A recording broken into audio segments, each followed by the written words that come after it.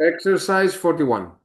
It's a system of equations. Remember that the safest way to solve a system is through Desmos. So here I could have gone, let's see that in action. I'm gonna go to 8x plus 6y equals 24, then 4x plus 12y is 28.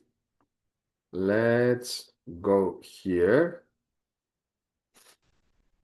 The common point of intersection of these is this. You see that it's 1.666667 and 1.7777 and 8. So it would be this. So x is 1.6667, y is 1.7778.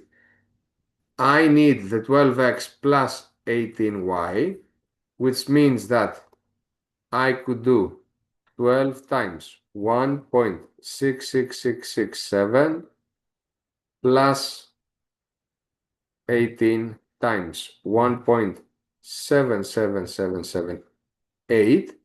That is really close to 52.00008. That's the problem with the Desmos. It doesn't give me the numbers in fractions.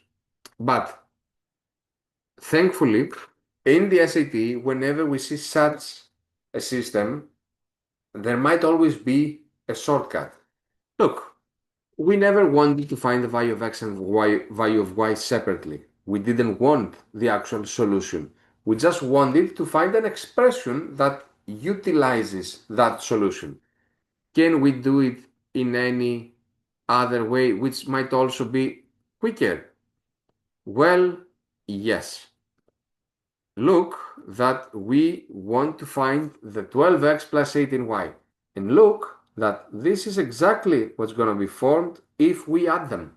4x plus 8x is 12x. 6y plus 12y is 18y. Since I added the left-hand sides, I'm going to add the right-hand sides as well. 24 plus 28 is 52, which is close to what I found earlier through Desmos, but way, way more accurate. The right answer for this question would have been 52.